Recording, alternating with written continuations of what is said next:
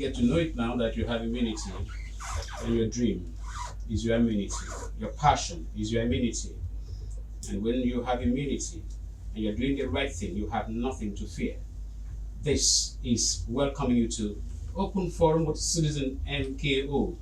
And Open Forum is about people, issues, ideas, and solutions. And we say that wherever this flag is flown, we take care of our own. And today, we are going to take care of our own in dimensions that, if you are a keen follower of our program, you know that what we do here borders on the miraculous.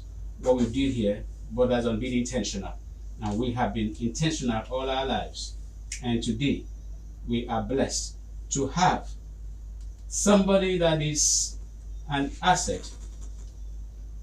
That is an asset, enormous asset, not just to himself, but to the society. And he is none other than, my tongue just turned to His Excellency. I've never called him that. The Total Chair, Architect Otu Itatuyo. He is the former state chairman of the People's Democratic Party, PDP, Akwa Ibom State Chapter. And I think he was also the chairman of the PDP in Nigeria. And he was also the executive chairman of local governments, Akwa Ibom State Local Government Service Commission. And he's much more than that. When he speaks, you find raw wisdom.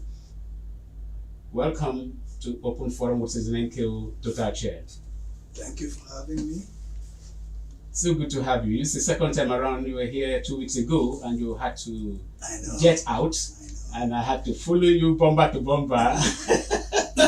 And you are here once again. Thank you very much, sir. Thank you. Yes.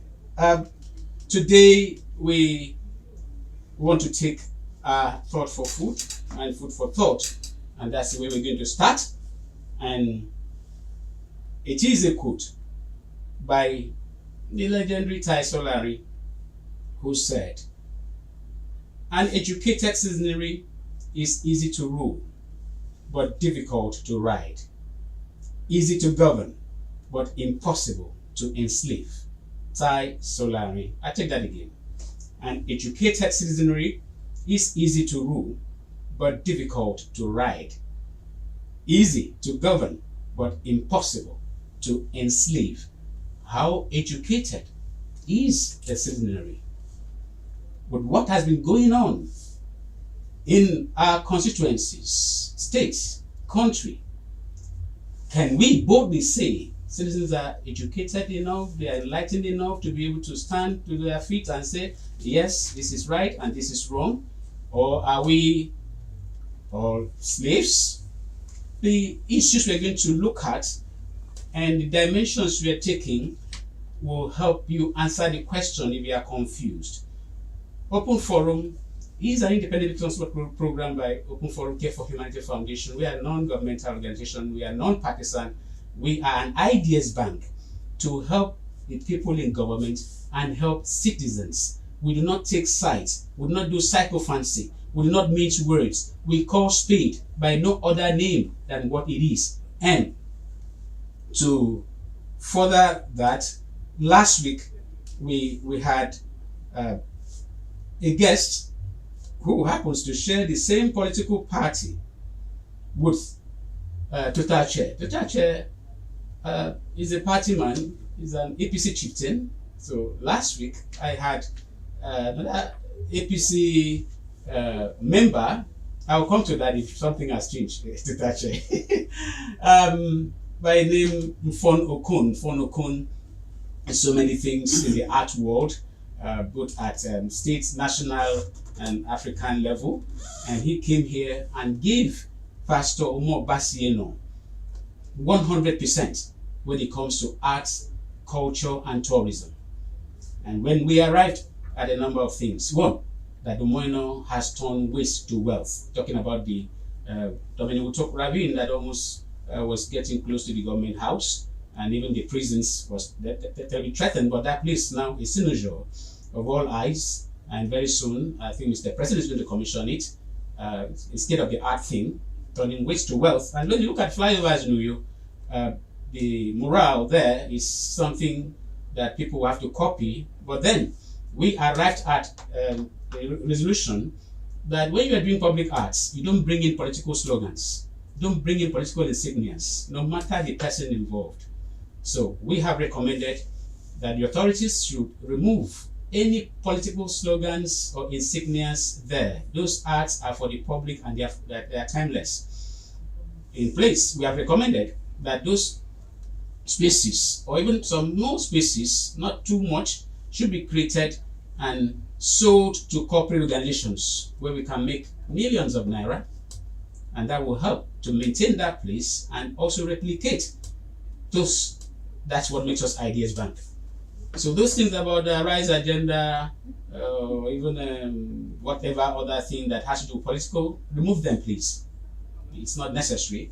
And we also have raised the issue having to do with the law, a law to display public arts, arts in public buildings, that it will encourage artists from Akwa Ibom State to be patronized. So His Excellency may think in that direction so that we can have public buildings adorned with work of arts. The people in the profession know what to do. It won't be too busy. It's very difficult. Even in homes, you find homes, no matter how small, if you just find some artworks, why can't we develop it? It will be part of the things that will leave Omoino on the lips of not just artists, but the global community as a man that is truly in tune with tourism. And then on the issue or the proposal of the Omoino-led administration to flag off construction in Bongip Seaport, we open up conversation to answer the pertinent questions having to do with the site of the project so that we avoid future consequences. And that conversation will continue today. Even if we'll shut down on some other things, we will deal with that very issue. And that's the more reason why we need to go straight to the issues that we are going to discuss today. We will not fail to talk about what is called Town Square, no longer Town Hall meeting. Oro Federal Constituency hosted its governor over the weekend, and it became not just a town hall or for dialogue. It was a political jamboree, and then money rain to business people, traders, and small scale entrepreneurs to the tune of 350-something million, and then mass endorsement here and there. And that is the conscience of His Excellency is entering my mouth too much. His Excellency is worthy. That is constituency, so I'm going to ask him something about that, and I won't waste time too much on that, and then we'll go to something that is really troubling. The Natasha Akpabio feud has entered the next level, and for us in Open Forum, we are an Ideas Bank. We have enough ideas that we've let out already. We'll still give out more today on what can be done because of the new dimension Natasha has taken the issue to, which borders on security and integrity. We also will have a little talk about rivers of illegalities and impunity. Lagos State in 2000 will have suffered what do you call it now? A state of emergency under Obasanjo. And Asiwaju was the governor. He made a statement. And thereafter, there were state of emergencies. Asiwaju made statements. But here we are. Our activist is on the saddle. And there are issues that we are asking ourselves. Who is right? Who is wrong? Are we okay? So we will look at that very briefly. And then, very importantly, we're going to spend 3 minutes or 5 minutes on this because it's very important. We are going to look at the policy of Omoino appointing delivery advisors. And we say here, issues and perspectives.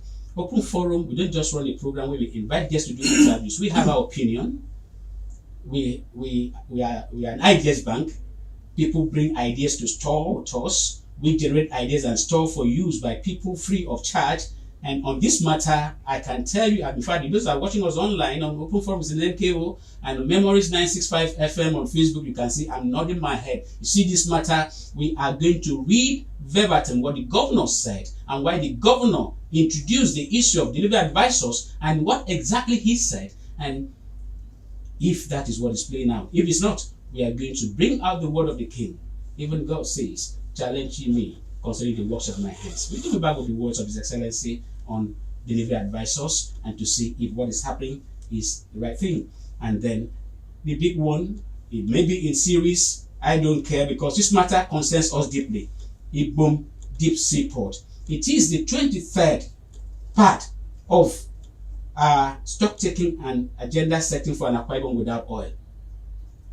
There's nothing as big a project in the history of Akwa Ibom State like Ibom Deep Sea Port, formerly Ibaka Deep Sea Port. And here we are saying the issues raised by our people, which became so controversial, and the governor made a statement. We are going to play the videos that if he does not deliver on Ibom Deep Sea Port, we're going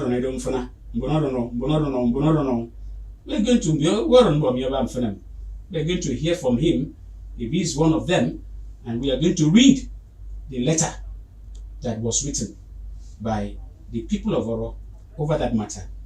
It may not end today. I had made my appeal to Total Chair that if need be, he will be the third person in the history of Open Forum to score a hat-trick, being on this program 3 times. Because when we follow an issue, we make sure we follow it to logical conclusion.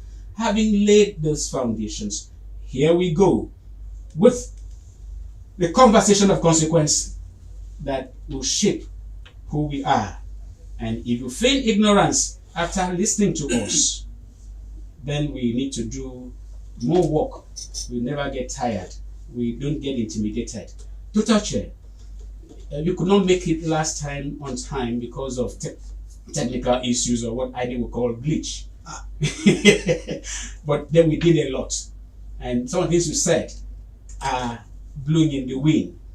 We will still come to that later, but let's go straight to the point. We couldn't start from the foundation. You were about the third chairman of the PDP from Oro Nation. We had Joe Atang, we had Tony Emeyi. Particularly Tony Emeyi, I was so close to him. I brought him to my local government area, I think on 2 occasions, very consequential meetings. And then you emerged. Your emergence was with a difference. You fought to emerge. You were not a table here. And then I'm giving this rundown so that it will help us to be very fast about it. You introduced writing of examinations. Oh, I wonder. For councillors and chairmen to emerge in Akwa Ibom State. Never heard of in the history of Nigeria. Tell us about the world. Of the world. Over to you, sir. Thank you, Citizen MK. Thank you, sir. I'm honored to be here. Thank you for inviting me. It's my pleasure, sir. And let me put your mind at rest. The fact that I am very shy about being addressed as His Excellency doesn't mean I don't qualify to be addressed. Overqualified, sir. No. I mean, even formally, officially. My wife was the ambassador to Ethiopia and Nigeria's permanent representative in the AU. Interesting. And both of us acquired that title, Your Excellency. No wonder my spirit was telling me, call him Your Excellency. There are people who keep it, and you are entitled to keep it. Absolutely. I don't hold with titles. I'm just total. No, repeat the positions your wife held. Oh, she's held hundreds of. The one in Ethiopia and in the AU. Okay, she was the ambassador to Ethiopia, ambassador extra potential, whatever they call it, to Djibouti, plenipotentiary to Djibouti, and then Nigeria's permanent representative in the African Union. Interesting. Yeah. So I spent 4 interesting years in Ethiopia, attending dinners and speaking big grammar. Very nice. Very Interesting. Never heard of. Thank you. Yeah, well, we don't go about plastering those things. Absolutely. Now let's get to the party. You became the national state chairman of the PDP, That's correct.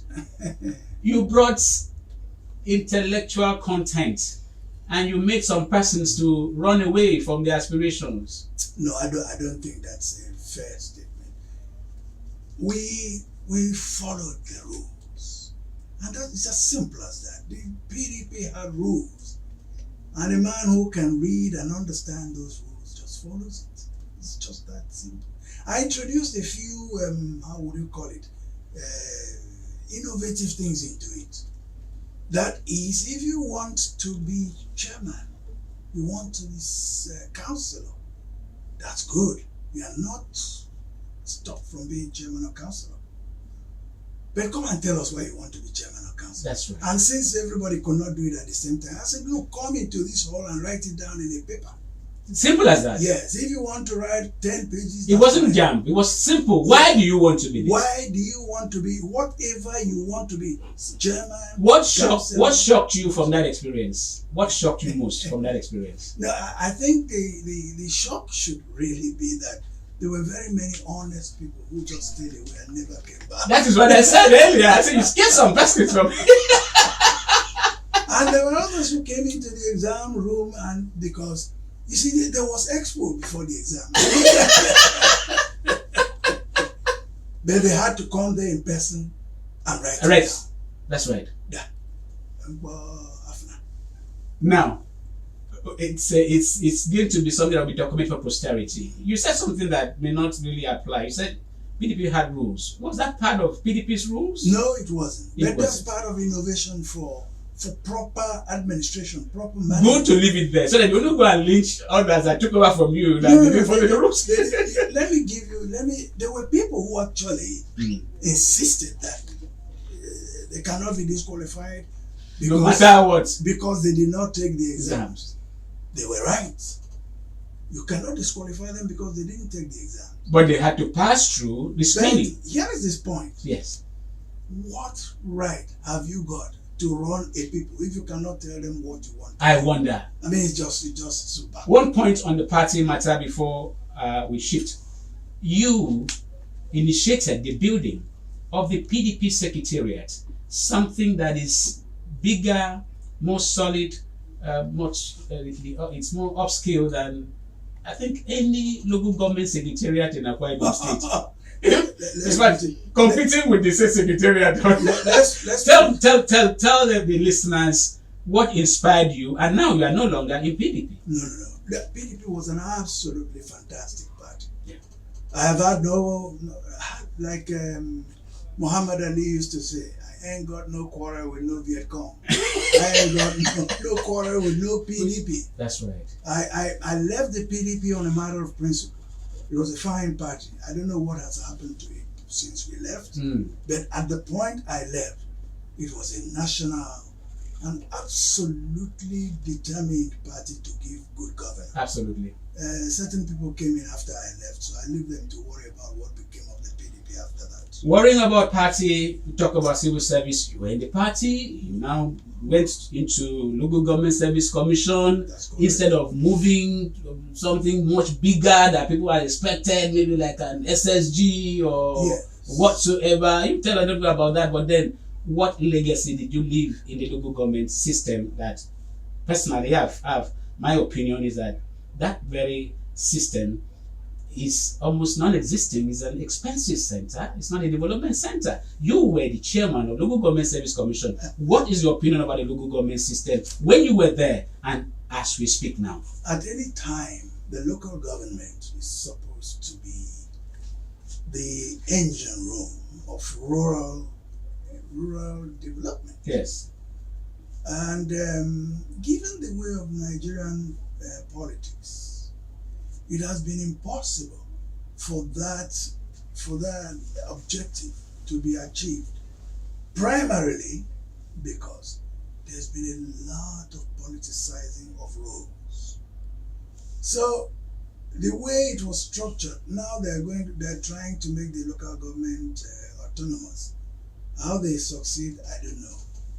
But to my mind, one of the largest failures of the local government system in Nigeria is the absolute, almost total lack of interest of the local people in the mechanisms of local government. Is that their fault? People are imposed on them. Well, let me put Even appointees as supervisors, they come from somewhere. Let me put it. The table year syndrome. Let me put it this way: Ete cannot succeed in going anywhere if the people say to themselves, "This is what we want," and then they march boldly to wherever Ete is and say to Ete, "Well, I agree with you in the sense that we must run a good state. Whatever you want to run, please, we are in support of what you want to do in the interest of the state. But give us our own constitutional privileges." And that includes choosing the people who will represent us. That has become more troubling looking at the local government autonomy, which even the federal government, we've said on this program that the federal government doesn't even seem to have been prepared for the judgment they got from the court. Now we are stopped. The allocation is not getting to them directly, and some state governors, from what we are hearing, are putting pressure on His Excellency Mr. President to say, leave that matter. If you leave that matter, and that is where you spend quite a great deal of time, and under your tenure, I know that some local government did projects, but that is no longer the issue. So between this local government autonomy, which they can never be an autonomy without, financial autonomy without administrative autonomy. Like the place you headed, you were appointed by the state governor. I know. The members of the board appointed by the state governor. I know. So how can that work? Is there any hope that the financial autonomy can ever work for the local government? Let me also address that issue. I really don't think it matters who appoints you. It matters the kind of person that you are. And it matters your interpretation of your role in the office that you hold. Because even the governor was appointed by the people. So it must synchronize at a point the interests of the people. When he now appoints you, I think he says to you, go ye into the local government service commission and do A, B, C, D, E, F. It is your duty as a citizen, it is your duty as a person to say to yourself, will I be able to accomplish this? Or how do I accomplish them? There isn't so much conflict except that in Nigeria, positions are no longer interpreted in terms of service. Yes. It's just that simple in my mind. It's horrible. Now let me tell you, at the risk of sounding immodest, I've never held a position, any office, from my Boy Scout days, that I did not deliver on the, how do you call it? On the mandate, if we must adopt, on the mandate of that office.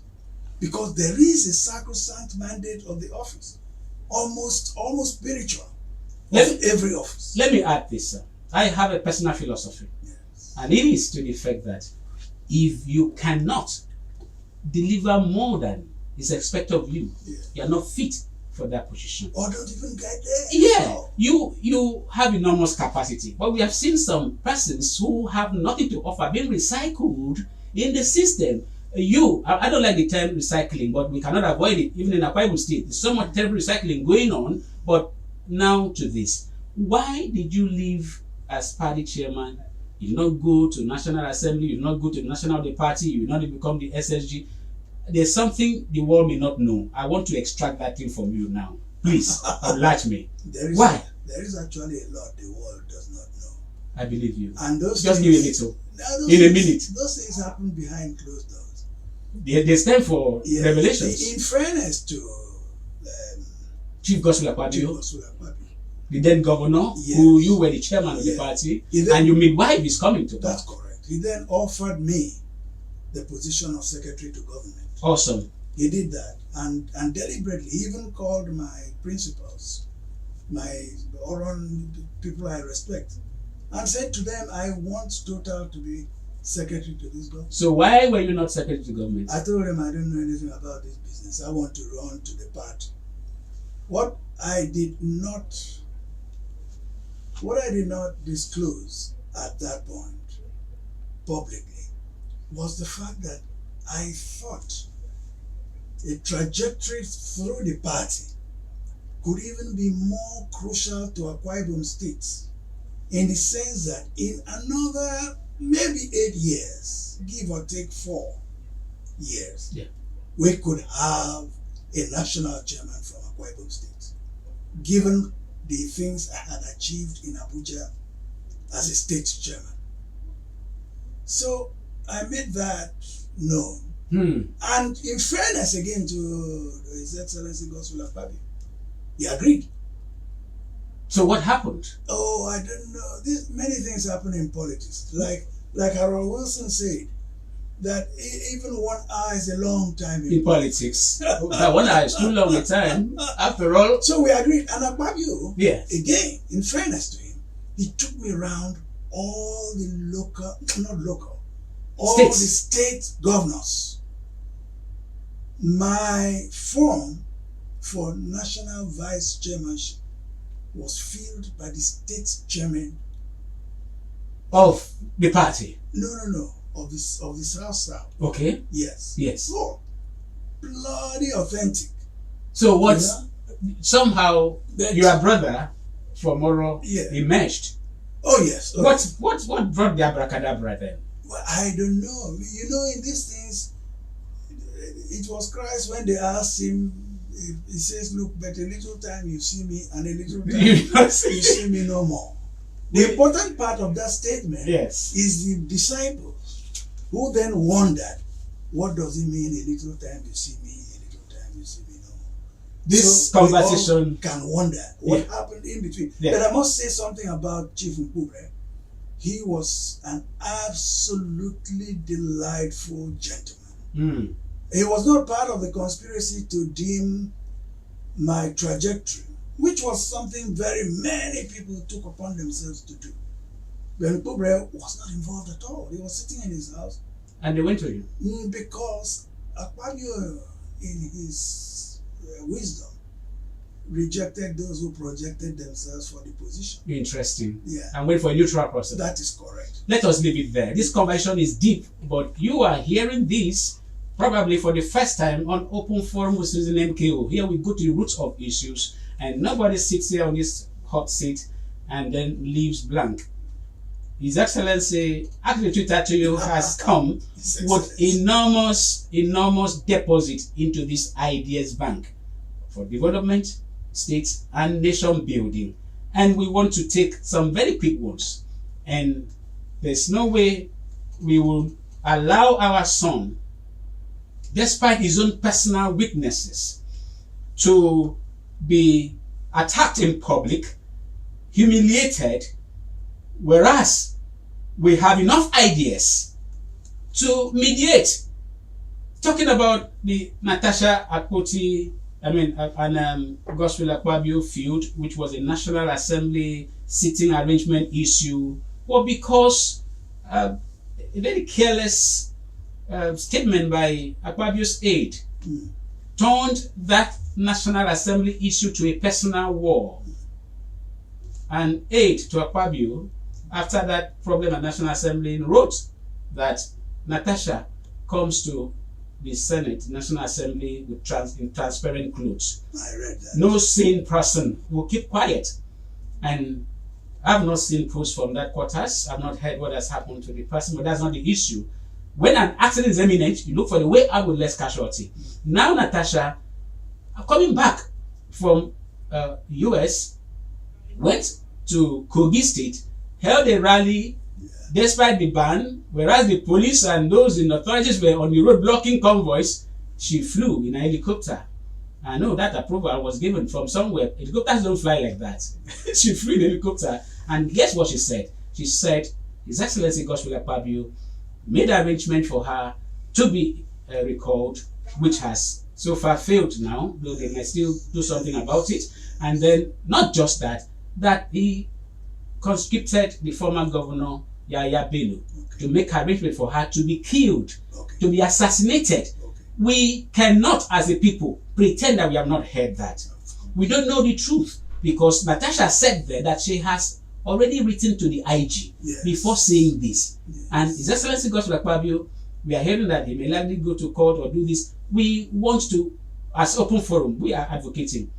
Is there no way we, our leaders, can stand up to mediate, find out who is at fault privately, and see how to reconcile these two people? Because there's a saying at the many times on Natasha is not a regular Nigerian women.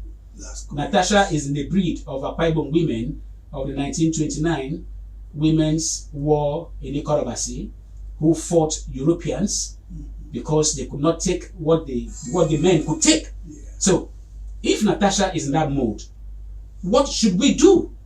Supposing our son has erred in the way, what can we do? Because National Assembly members, by my rating, are not helping Godswill Akpabio. There are some things the senator said that he is so comfortable, so happy, so proud that he can come and sit with somebody who was a governor in 1999. Who was I then? I'm sitting with him. Look at this small girl. My mother doesn't have a child at her age. That shows that some people are not fit for where they are.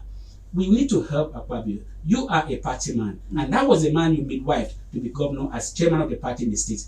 Would you recommend or add your voice to our advocacy that our leaders in the Akwa Ibom state should reach out to leadership at both national? We are saying that a state of emergency should be declared. That does not involve sacking anybody. Yes, the state of emergency is to take extraordinary measures to safeguard the integrity of the National Assembly, integrity of our son Akpabio. What is your position, Total Chair? I think the whole thing has been blown out of proportion.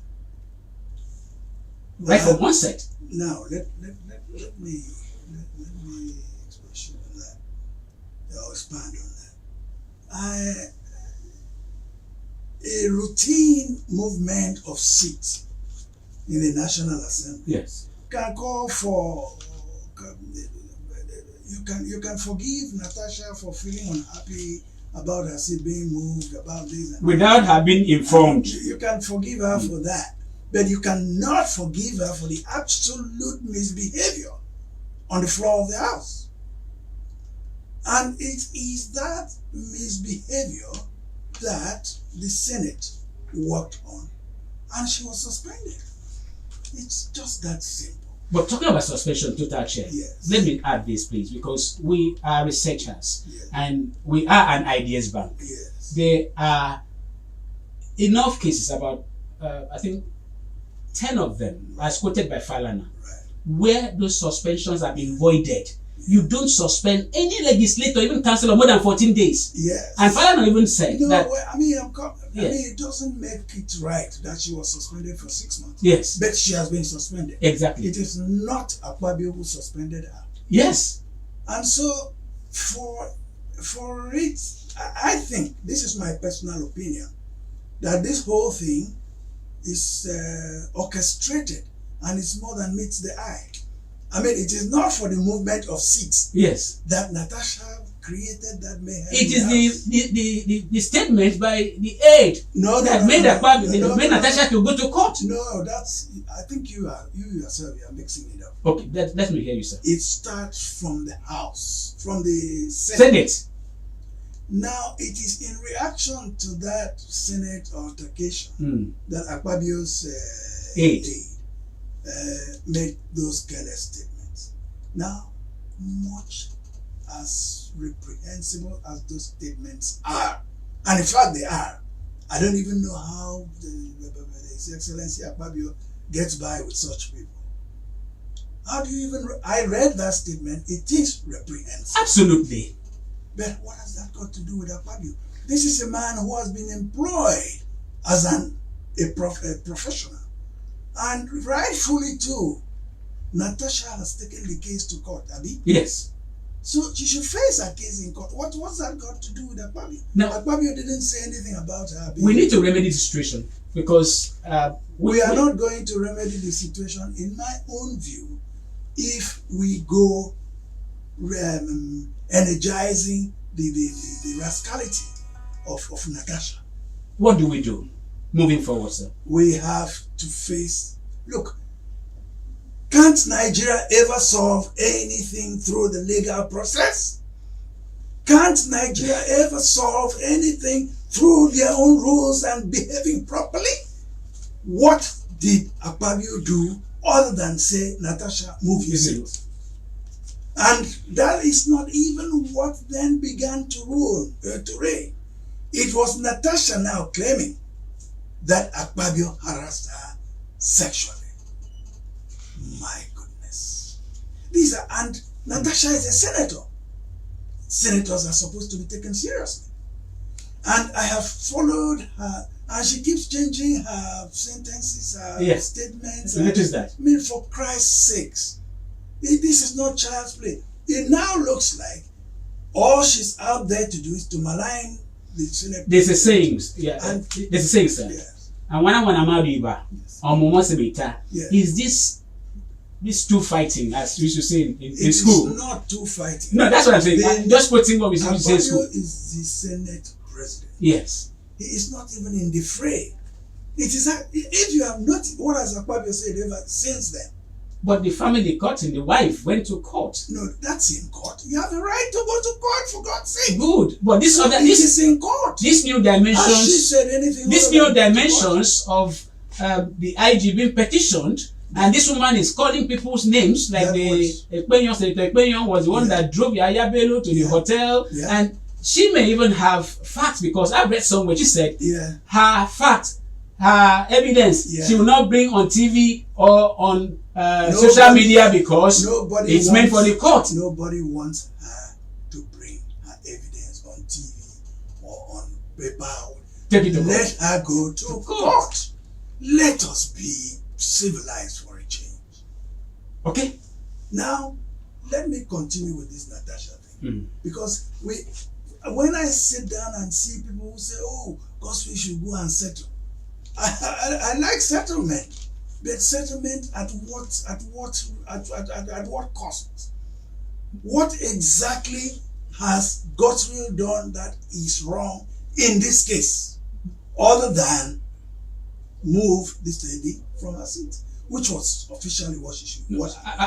We as a forum, we put the blame on the officers of the Senate. We were told she was not informed. There are things that we must not take for granted. Even so, because there are people you cannot push over anyhow. No, please. What do you mean? No, that's there is a modicum of behavior that is expected. You remember that Akpabio himself was involved in that. He was altercation with. And we've seen fighting. He did not fight. No, not him. He apologized. Absolutely.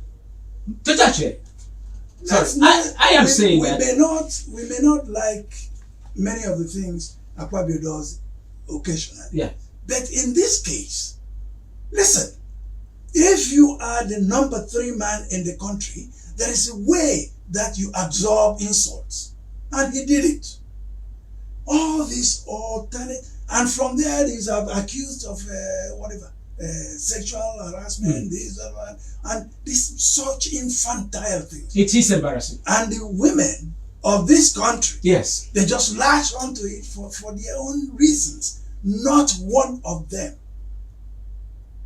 has spoken to Natasha. That is the issue. The 4 women in the Senate have themselves said Natasha has not sat down with them, and they have claimed that as senators they have been well treated. Yes, there is discrimination, but not to that extent. And as a matter of fact, Natasha herself is one of the most favored senators in the place. So let's not begin to be squeamish about taking on this thing is beyond seats. It is beyond. They are going after Akpabio's seat. They are good. That has to And do with let me us. tell you, It has to mate, do with us as a people. if We must they- rise up to be able to defend. So how do you rise up to go and negotiate with Natasha? We don't negotiate. No, sir. Now, Don't go. I'm not saying negotiation. Look, Yes. citizen, Yes, sir. we all know Akpabio. He has his own faults. Everybody in Akwa Ibom, they know that. His fault does not include going to conspire with other people to kill anybody. I don't think that is part of his fault. This woman brings that, even that, as witty as that, As witty as it is. into her own. Listen, she will pay for all those things she's saying. And eventually, the truth must out. And when this truth out, you find out that it was something more than seats. Elisha Abu has come back to recant what he even apologized earlier. That means some persons are plotting, and the thing is sponsored somewhere. You cannot put anything outside that. It is possible. But the point is, for those who can pray, please pray for Akpabio. For those who can do anything, do it. Let us for once in Nigeria. This is our, people strut around, they say they are we look at what they just do. Look at what they just do. You don't go after an Ijaw and then expect to be taken To sleep. with gloves. That's true. You don't go after Akpabio. You've got to talk to me first. I am a fair-minded, very, very lawfully oriented person. So I will not support Akpabio where Akpabio is wrong. That's right. At the very best, or worst if you like, I'll keep quiet. But if I have come out now and say, look, leave this man alone. If you have something against him, go to court. Go to your committee. Stop scandalizing the man without reply. The more reason why we won't keep quiet, because whatever happens to Akpabio will affect Akwa Ibom State and who we are. So we need to protect him. We also need to protect anybody that is vulnerable, because there must be balancing in nature. Otherwise, the price will be enormous. I never knew this very topic issue was going to take us so much time, but it's worth it. No, it agitates me. Yeah, because I've seen what they've done to Akpabio. Pound for pound, I'm not one who bothers about little things.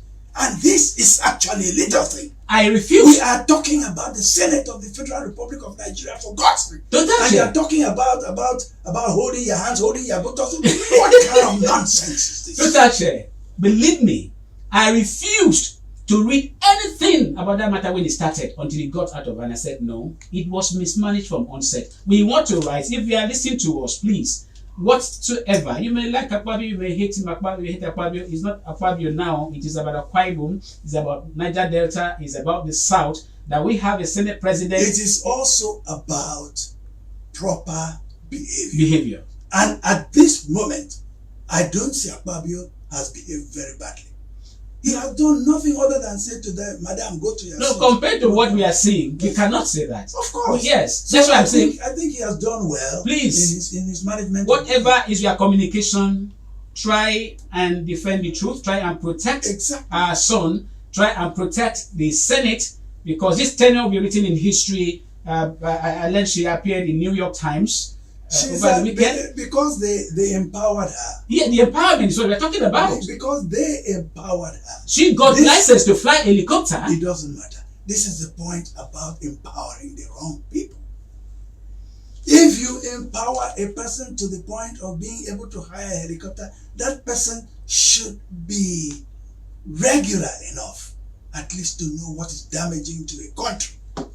You take my Senate to the International Parliamentary Union and you talk about sexual harassment. We have just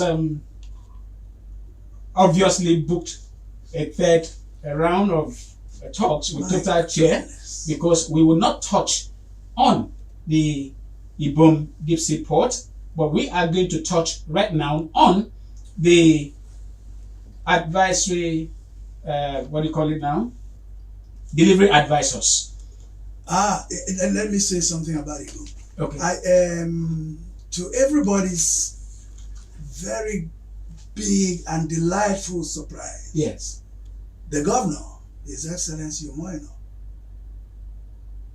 very determinedly talked about Ibaka deep sea port in Oro on his Town square meeting. That should not be in any doubt. The business of Ibom this, Ibom that is fine, but there are also conventions. Every port in the world is named after the location. Why do we keep Total Chair, Yeah. leave this matter. All right. We are going to play videos. All right. 2 videos by the former governor. We are going to read statements that were made, Oh. and then we are going to look at position paper. I have the copy of the letter that was written by the Oro people. Yes. With people who signed. I guess they are all alive. We will look at it. We will look at the location, because that was raised last in week. the Oro, what did they call it? Oro Union. They set up a committee to look into Yeah, the think tank. which resulted in that. Okay. I was a member. Beautiful. But you were not a signatory. No. But you know a lot. I am always. How did I describe myself the other day on an oral platform? I said I was a something operative. I'm not even a chief in Oron. Let me tell you. I'm Really? No. You're not a chief. No, I can't. How can I be a chief? Chieftaincy in Oron is reserved for proper people, my friend, not people like me. You? Yes, we are workers. I like that. We'll come to that. Please bear with us, because here we say that we run one of the most productive 1 hour on radio. Whatever you hear here, you can take to the bank, and actually we run an ideas bank, and then we have so much from where this is coming from. On September, His Excellency Pastor Umoino got so pissed off by the performance of his cabinet, and he said in church, 2024 that is, said, I don't trust any of you. We have decided to appoint delivery advisors to accelerate the execution of our projects, because there's a lot of work to do. We want to ensure that government promises are followed through, and we must have what is identified globally as delivery advisors. We must, as a state, begin to have people that don't get involved in politics, but their jobs would be to sit down to ensure that everything we have said is being followed up. Umoino, that was in a Sunday service at Delightful Christian Church, Goodluck Jonathan Boulevard, I think Sunday, September 15, 2024, and it's reported. Now, he appointed the Mr. Niekan and Efio Udo Johnson as executive assistant and chief delivery advisor, and a lot about that, because the man is said to be a thoroughbred technocrat. I think he brought him from Kenya. Now, on the 9th, that was on the 9th. On March 9th, October 2024, that is, on March 3, I think 2025, names of delivery advisors were released. Okay. And guess what? What? Immediate past commissioners, Okay. possibly some of whom could not deliver in their ministries. Some of those whom the governor himself said in church that the SSC should query. He said so at Inside Bible Church, that they don't come to his events and all that. It's a much more than something we can hurry about. But why I'm bringing this is because the governor said something that is not applicable now. And what is that? He had proposed people who don't get involved in politics. But here we have Professor Augustine Umo, immediate past Commissioner for Health. He's now the delivery advisor on health. We have Honorable Omar Nissen. He's a politically exposed person, former Commissioner of Transport. He's now delivery advisor. We have Idonsi Tiebet, former Commissioner for Education. She's now delivery advisor. We have Dr. Inedi Akpan. I mean, our proposal as open forum is that His Excellency should have let his executive assistant and chief delivery advisor as a coordinator of what is like what do you call it now? Trump calls it Department of Government Efficiency. That's correct. We propose that that person should head an office that will be working with professionals who don't have interest in partisan politics, but to deliver for the governor, but recycling the commissioners and aides as soon as they left. His Excellency may not have the best result. What is your take on this? I am handicapped. Please don't be. In the sense that I cannot even determine for His Excellency why he chose those people.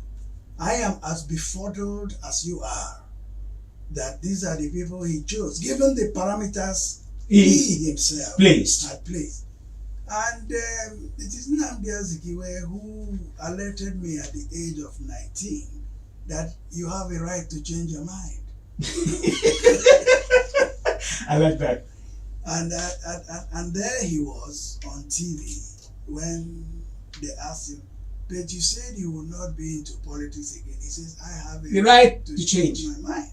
So is that your counsel? My thing is, His Excellency may have seen something that directed. The problem we have really is that those who cocoon His Excellency, not only him, cocoon those who are in leadership.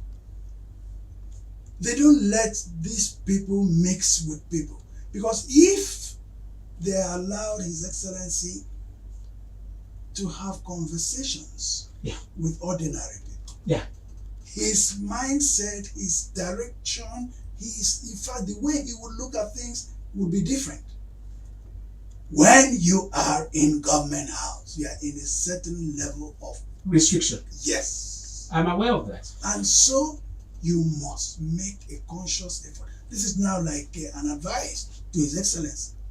I've been around those government houses. I've seen how it operates. Yes. And it is not to the benefit of His Excellency's outreach. He must break it deliberately. He must reach out to ordinary people. He must hold conversations with what do you call them? It's not enemies. With people who have alternate platforms, alternate positions. Like we have an Ideas Bank here. No, yours is not an alternate platform. Yours is a supportive platform. That's right. That's right. You understand? Absolutely. Yes. As a matter of fact, even if it is an opposing platform, an intellectual should be able to match any issue and hold his own. So I think His Excellency may have a reason to have kept those jobs. I agree with you that I don't think they were the best commissioners in the world. At all. And I think His Excellency said so himself. So absolutely.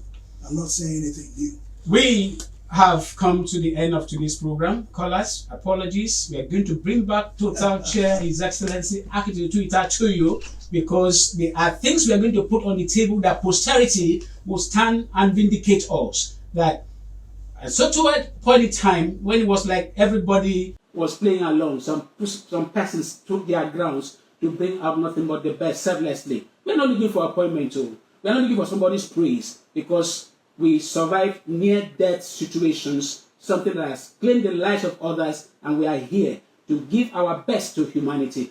I am yours truly, citizen Matthew Kofi O'Connor. I'm a productive advocate, I'm a reformer, I'm just a citizen with extraordinary of patriotism, and if I say yes over a matter, consider it done. See you next week. Oh.